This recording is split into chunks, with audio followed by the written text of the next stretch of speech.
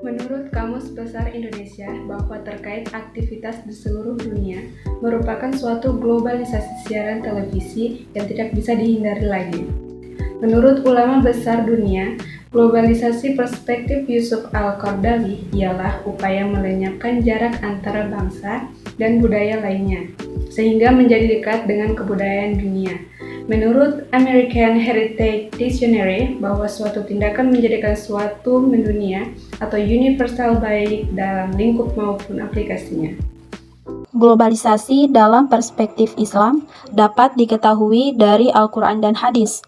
Globalisasi dalam Quran Surah Al-Hujurat, surah ke-49 ayat 13 yang berbunyi, A'udzu billahi minasyaitonir rajim. Bismillahirrahmanirrahim. Ya ayyuhan nasu inna khalaqnakum min dzakarin wa unsa wa ja'alnakum syu'uban wa qabaila lita'arafu. Inna akramakum 'indallahi atqakum. Innallaha 'alimun khabir. Artinya, hai manusia, sesungguhnya kami menciptakan kamu dari seorang laki-laki dan seorang perempuan, dan menjadikan kamu berbangsa-bangsa dan bersuku-suku, supaya kamu saling kenal mengenal. Sesungguhnya orang yang paling mulia di antara kamu di sisi Allah ialah orang yang paling takwa di antara kamu. Sesungguhnya Allah Maha Mengetahui lagi Maha Mengenal.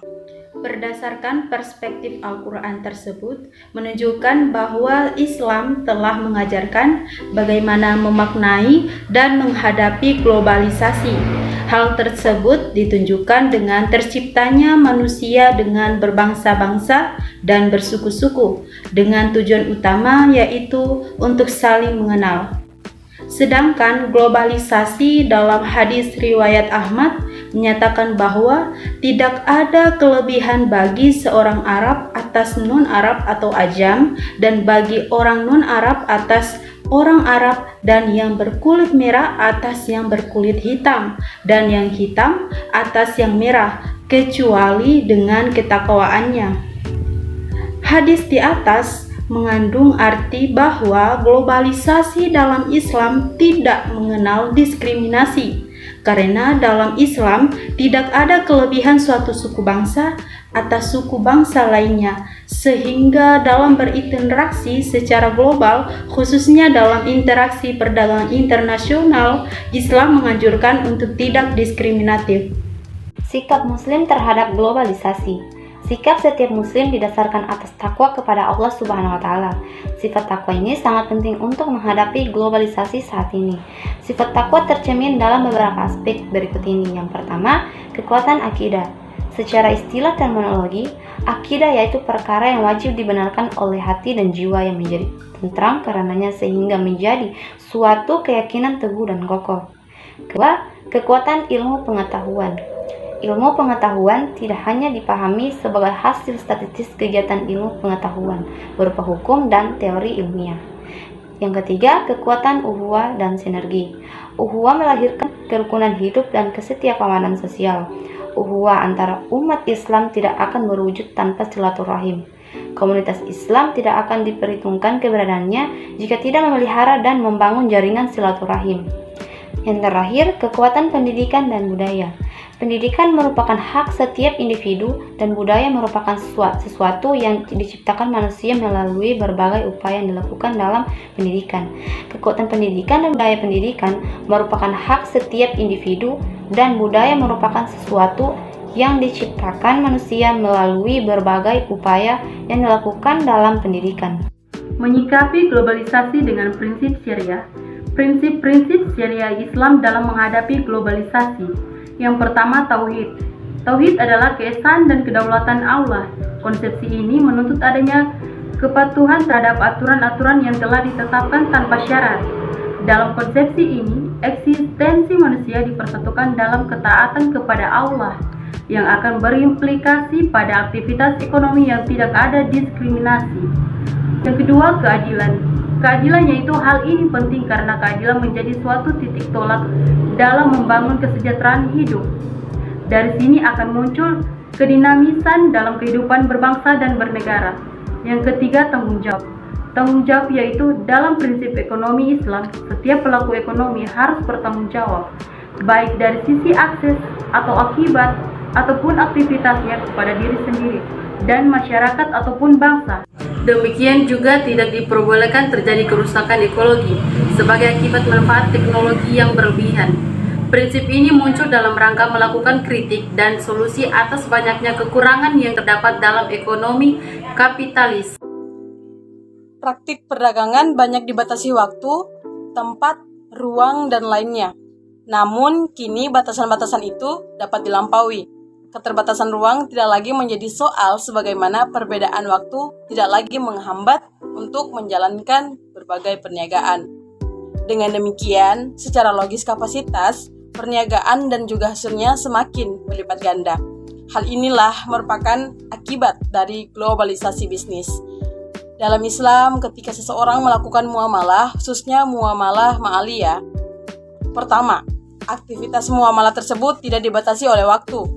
Contohnya, dalam konsep kepemilikan, Islam telah mengatur bahwa ciri-ciri kepemilikan salah satunya adalah pemilik tidak dibatasi oleh waktu. Kedua, aktivitas muamalat tidak dibedakan antara muslim dan non-muslim. Salah satu ayat Al-Quran yang mengindikasikan kebolehan umat Islam untuk berbuat baik kepada non-muslim adalah surah Al-Mumtahanah, surah ke-60 ayat 8 sampai dengan 9 yang berbunyi, A'udzu billahi minasyaitonir rajim. Bismillahirrahmanirrahim. لا ينهاكم الله عن الذين لم يقاتلوكم في الدين ولم يخرجوكم من دياركم أن تبروهم وتقسطوا إليهم إن الله يحب المقسطين إنما ينهاكم الله عن الذين قاتلوكم في الدين وأخرجوكم من دياركم وظاهروا على إخراجكم أن تولوهم ومن يتولهم فأولئك هم الظالمون. Yang artinya, Allah tidak melarang kamu berbuat baik dan berlaku adil terhadap orang-orang yang tidak memerangimu dalam urusan agama dan tidak mengusir kamu dari kampung halamanmu. Sesungguhnya Allah mencintai orang-orang yang berlaku adil. Sesungguhnya Allah hanya melarang kamu menjadikan mereka sebagai kawanmu, orang-orang yang memerangi kamu dalam urusan agama dan mengusir kamu dari kampung halamanmu dan membantu orang lain untuk mengusirmu. Barang siapa yang menjadikan mereka sebagai kawan, mereka itulah orang-orang yang zalim. Quran surah Al-Mumtahanah surah ke-60 ayat 8 sampai dengan 9. Sadaqallahul Nadzim. Prinsip-prinsip bisnis Rasulullah SAW dalam menghadapi globalisasi. Menurut Hafidhuddin dan Tanjung 2003 dalam bukunya yang berjudul Manajemen Syariah dalam Praktik, menjelaskan bahwa kesuksesan Nabi Muhammad SAW dalam berbisnis dilandasi oleh dua hal pokok, yaitu kepribadian yang amanah dan terpercaya, serta pengetahuan dan keterampilan yang mumpuni. Kedua hal tersebut merupakan pesan moral yang bersifat universal, yang uraiannya antara lain sebagai berikut. Yang pertama, sidik, yaitu benar dan jujur, tidak pernah berdusta dalam melakukan berbagai macam transaksi bisnis. Yang kedua, kreatif, berani dan percaya diri, mencerminkan kemauan berusaha untuk mencari dan menemukan peluang-peluang bisnis yang baru, prospektif dan berwenang masa depan, namun tidak mengabaikan prinsip kekinian. Yang ketiga, tablik, yaitu kemampuan berkomunikasi dengan baik. Dan yang terakhir atau yang keempat, yaitu istiqomah, yaitu secara konsisten menampilkan dan mengimplementasikan nilai-nilai batas walau mendapatkan godaan dan tantangan. Peran media dalam globalisasi MC Quayle 2002 dalam bukunya yang berjudul Mass Communication Theory menyatakan ada 6 persepsi dalam hal melihat peran media dalam kehidupan sosial, yaitu yang pertama, media sosial window on event and experience. Media dipandang sebagai jendela yang memungkinkan khayalak melihat apa yang sedang terjadi di luar sana, atau media merupakan sarana belajar untuk mengetahui berbagai peristiwa. Yang kedua, media sebagai cermin peristiwa yang ada di masyarakat dan dunia yang merefleksikan apa adanya. Kekurangan para pengelola media sering merasa tidak bersalah jika isi media penuh dengan kekerasan, konflik, pornografi, dan berbagai keburukan lainnya. Karena memang menurut mereka faktanya demikian. Media hanya fleksi fakta terlepas suka atau tidak suka. Yang ketiga, media massa sebagai filter yang menyeleksi berbagai hal untuk diberi perhatian atau tidak. Media senantiasa memilih isu, informasi atau berbentuk konteks yang lain berdasar standar para pengelolanya. Yang keempat, media sering dipandang sebagai petunjuk jalan atau interpret yang menerjemahkan dan menunjukkan arah atas berbagai ketidakpastian atau alternatif yang beragam. Yang kelima, media sebagai forum untuk mempresentasikan berbagai informasi dan ide-ide kepada khayalak sehingga memungkinkan terjadinya tanggapan dan umpan balik. Yang terakhir, media yang tidak hanya sekedar tempat berlalu lalang informasi, tetapi juga sebagai partner komunikasi yang memungkinkan terjadinya komunikasi interaktif. Globalisasi dalam sistem keuangan dunia. Penyebab terjadinya krisis moneter yang selalu berulang di Indonesia dan juga kawasan Asia, bahkan juga di negara-negara Eropa dan Amerika, sebenarnya disebabkan adanya faktor internal substansial dari sistem ekonomi kapitalis yang diterapkan di dunia saat ini. Sistem ekonomi kapitalis ini dirancang sedemikian rupa oleh negara-negara barat dengan tujuan untuk mempertahankan hegemoninya terhadap negara-negara berkembang. Di antara prinsip pola sistem kapitalis yang menyebabkan terjadinya krisis ini adalah sistem perbankan dengan suku bunga atau interest, berkembangnya sektor non-real, utang luar negeri yang menjadi tumpuan pembiayaan pembangunan, penggunaan sistem moneter yang tidak disandarkan pada emas dan perak, dan liberalisasi atau swastanisasi sumber daya alam. Sehingga dapat dikatakan sistem keuangan dunia saat ini tidak terlepas riba sebagai instrumen utamanya. Dengan adanya bunga, maka bunga dari utang telah membuat berbagai kerusakan dan bahkan menciptakan perbudakan, tidak terkecuali budak dari organisasi keuangan dunia seperti IMF, World Bank, dan lembaga donor lainnya. Ketika krisis menerpa dan merusak perekonomian kawasan Asia Tenggara, mantan Presiden Soeharto terpaksa membungkuk di hadapan Michel Camdesus. Sistem ekonomi Islam mulai dilirik sebagai suatu terjadinya berbagai krisis ekonomi dan keuangan dunia saat ini. Krisis tersebut telah menimbulkan banyak kerugian dan terjadi secara global di seluruh dunia.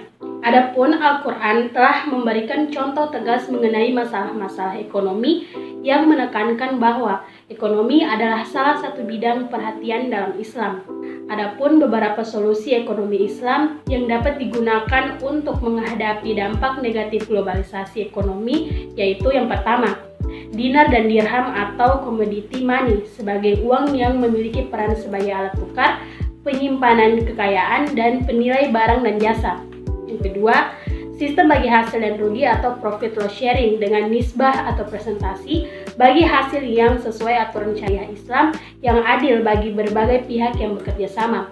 Yang ketiga, dalam aktivitas jual beli, sistem margin yang adil bagi berbagai pihak yang bertransaksi, yaitu tambahan atas pokok harta dari aktivitas jual beli yang didasarkan suka sama suka. Yang keempat, pada sewa menyewa barang atau jasa, sistem upah atau ujrah baik untuk kemampuan atau skill maupun barang.